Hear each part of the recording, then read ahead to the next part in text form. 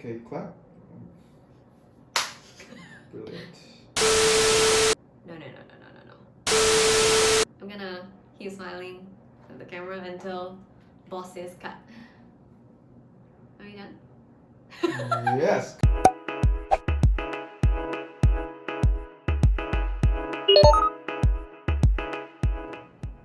Hi guys, how's it going? I know that was damn awkward, but it's Naomi with you. And no, today I'm not hosting any event or anything. I'm actually introducing you to an online series that I'm doing called I'm Listening. And I'm Listening is a series that's very personal to me, and I hope that you can come in on this and really share your vulnerability and your openness with me. So just to give you some context, in case you're here, you're new, I'm Listening is a 3-part series based on weekly themes. And every week I release a theme for you to come in and share your stories and just really be able to connect on a heart-to-heart basis. So if you're listening to these stories later on in this episode and you want to get in and talk to these people, these are real life people by the way, you can always drop them a DM or let me know how you felt about that. And that's what this whole series is about. It's to really bring people together, and that's the reason why I'm doing this, is to also create a safe space for you. So without further ado, last week I made an announcement for the theme of episode 1, and it's on acne and skincare. I've already got a couple of stories with me, so let's get started on reading them. We are going to be reading 3 stories. There were tons that basically came through my Instagram DM, and I've, for the sake of timing, been able to funnel down 3 stories that really provided you some perspective, and hopefully this will be able to relate to you on so many levels and you'll be able to connect with it as well. The first story that I really want to read is from Rosie. By the way, all names have been converted to nicknames unless stated otherwise for your protection and also to respect you. So Rosie wrote in, "Hi Naomi, been a quiet follower for you for some time now, and I hope this isn't overdue, but congrats on the proposal with Ben." He's also behind the camera, by the way. Love your new concept of I'm Listening. So I've been suffering from acne since secondary school up until now when I'm 21. It's constantly there and even more so exacerbated during stressful periods. I feel you, girl. Of course, it definitely lowers my self-esteem, and it is my #1 insecurity about my body. During bad breakout days, I don't even dare to look at myself in the mirror, and I would cancel plans to go out. Friends would not comprehend, but it was just hard to tell them that I don't feel and look good to go out. And sometimes when they casually mention about how red my face would look due to acne, and also out of concern, I just die a little inside for fear that they were judging my acne condition and assume that it was due to my lack of hygiene, which was embarrassing, but definitely not the case. Eventually, I shared about this with a close friend, and she was so surprised. She couldn't even tell that my breakouts had worsened, and it seemed like what I saw to be a whole big patch of aggravated acne turned out to be just a few more spots for her, which really changed my mindset on how I should not be too harsh on myself. Spent years trying to clear it, dermatologists, trying out brands, changing my diet, but I can't seem to clear it. And I don't think I can ever overcome the mental issues with it 100% until my acne gets better. It's still an ongoing process, but I surround myself with friends who don't judge me for my acne and learn how to not hesitate to walk away or drift away from friends who do. I also try to find positive points in myself too and focus on that. Didn't mean for this to be so long, but thank you for listening. Take care." First of all, Rosie, it's so sweet that you really, took up the courage and dropped me your story. On so many levels, I've been traumatized by people that have only judged me for, what's appearing on my skin and didn't really take me for the person that I am, didn't really try to get to know me. And so I'm glad that, from just reading this story, you're standing up for yourself and you're really paying attention to the things that matter. And I admire you so much for that. Just by reading this alone, I really went back and I reflected on how far I've come as a person and who has really been there for me when I needed an encouragement. And so I hope that you have, a great support of friends and family that you're able to talk this through with. And I know, till now, I'm still not like 100% confident when it comes to acne. This is a clear face right now, but trust me, a few years ago it really wasn't the case, and I was in the same position as you. So it really takes time to be patient with yourself and to get to know yourself a little bit better. Second story is by Abby, and thank you, Abby, for sending this through. I grew up a late bloomer, meaning my skin was pretty much flawless up until I was 15 and 16. And I abused the fact that I had great skin. No SPF, no proper skincare, no facial wash. Then I started wearing makeup because of my part-time work the same year my period started.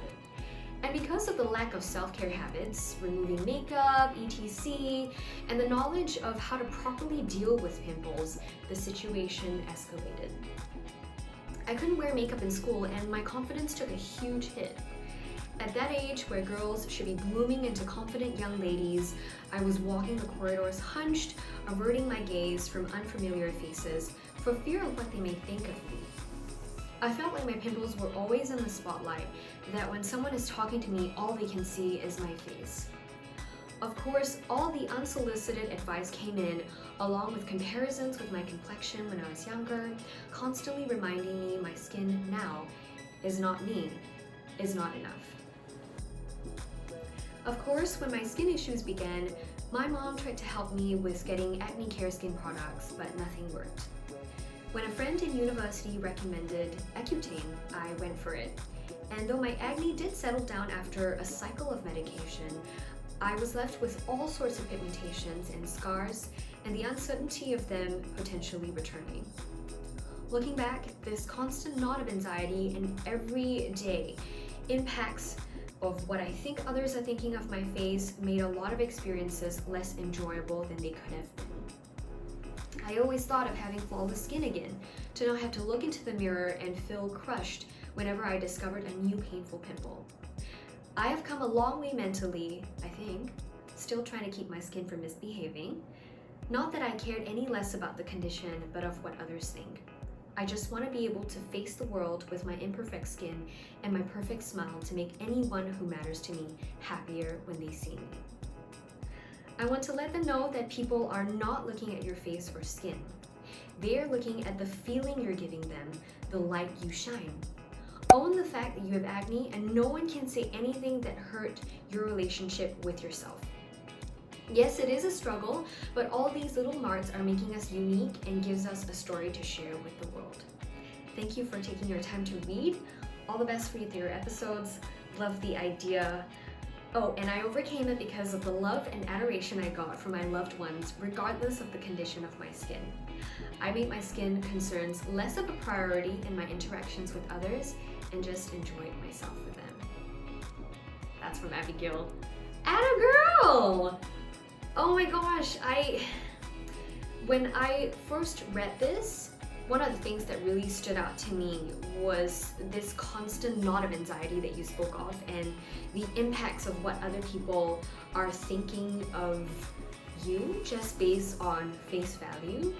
And I feel that too, because I remember being younger and all I can think about are the experiences that I've had based on what people thought of my skin. And so I started to create this habit where I only thought about the negative things that people are saying about my face or the way that they look at me. And for the longest time, I wasn't able to look into people right in the eye and get to know them and say, how are you? And so with that, for you being able to overcome this and go straight into it and really just set, this feeling aside, this scary feeling aside, and just really, being in the moment is such an impressive thing. And I have to say that was a struggle for me, but you did it, and it's something that I will remind myself of as well. So thank you, Abigail. And now we're gonna move into our third and final story, which is written by Michelle. So thank you, Michelle, for sharing this. When I first read it, I had taken a deep breath because I started thinking of my own journey as well, and some of them were pretty nasty. I had a good cry for a couple of minutes and then I picked myself up, but it's in a very good way because somehow reading your story was able to bring some inner healing to me.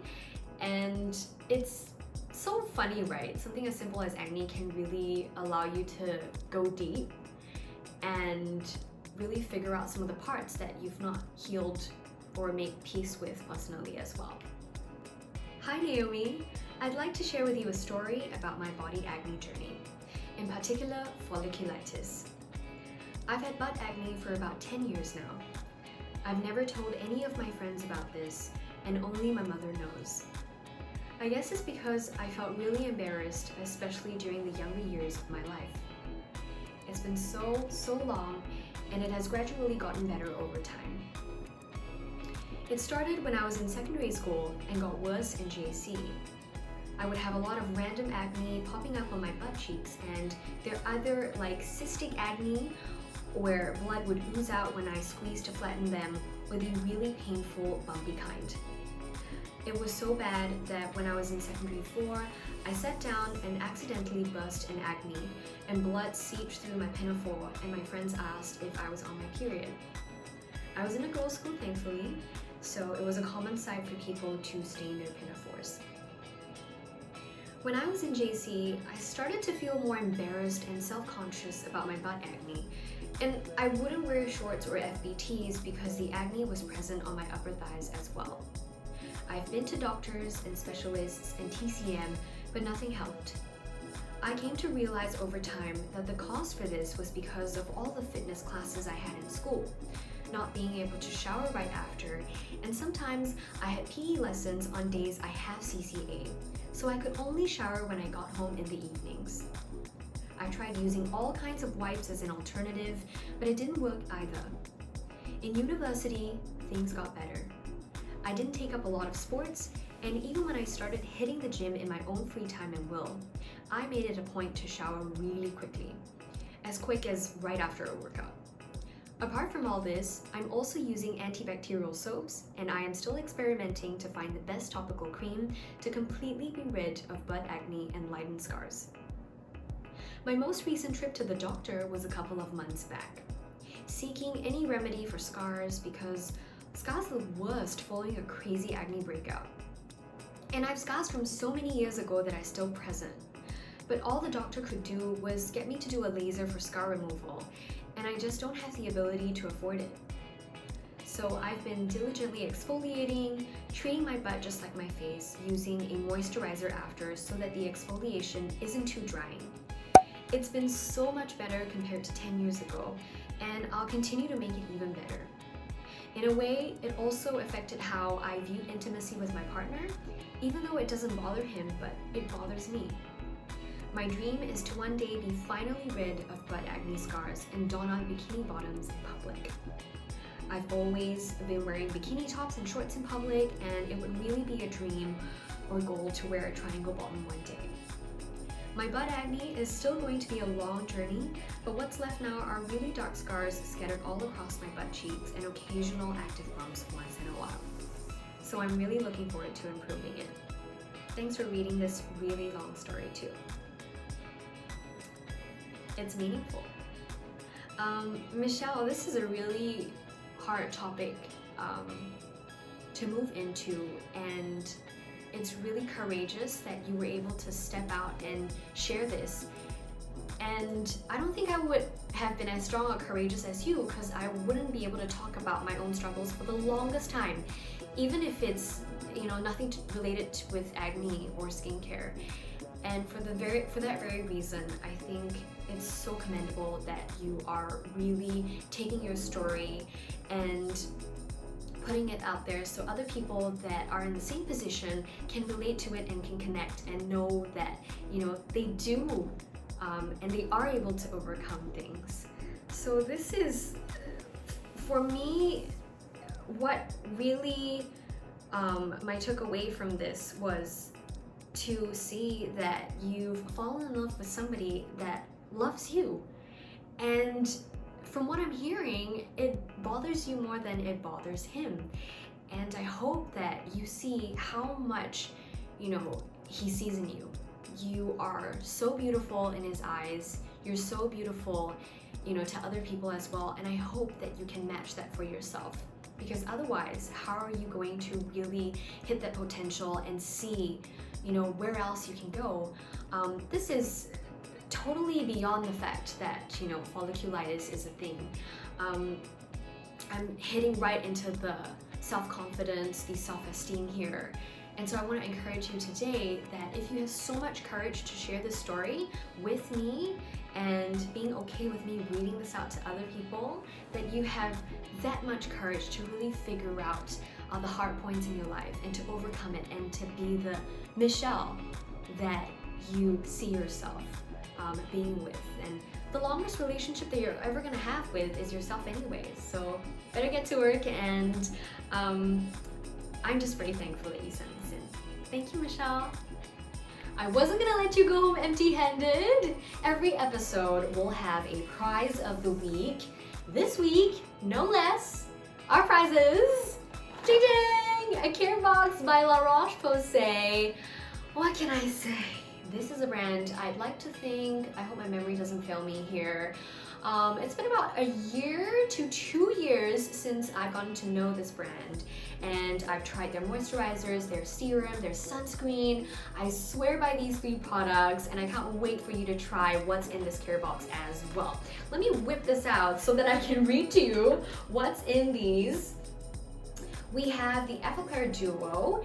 It's actually for treatment of skin that's acne prone. You have a Tolerate Ultralight for very sensitive skin, and I use this personally as well. I have a lot of ripped, patchy spots on my face, so that's very handy. We also have the Anthelios, which is a sunscreen, and it's very, very strong. You can pretty much use it to the beach. It's water resistant as well, so it's handy. And we also have this one product which I've personally not tried, but it's baby friendly too, and it's antibacterial. It's called the Cicaplast Balm B5 Multi Repairer. It's for skin that has been weakened. So try this out and let me know what you think. Let La Roche-Posay know what you think as well. We've got 5 of these care boxes to give away today. And I want to say congratulations to Abigail, as well as Rosie and Michelle for winning this care box. You're gonna go home with one of these. What about the other 2? The other 2? Congratulations to YC as well as Xue Yi. You're going home with this as well. If you want to score yourself a care box but have not been able to do so today, head on over to La Roche-Posay SG on Instagram, and you should be able to see a hashtag called A Better Life at Home. So join in on the fun. If you want to win some more care boxes, head on over to La Roche-Posay, and that's where you'll hit the jackpot. That concludes episode 1 of I'm Listening, and the theme was on skincare. Episode 2 will feature this theme, purpose. Lots and lots of questions on purpose. Even I myself took a lot of time to figure this out, and so I can't wait to hear your stories and what you think of the word purpose. More details tomorrow on my Instagram, so do look out for it. But this is I'm Listening, and this is Naomi.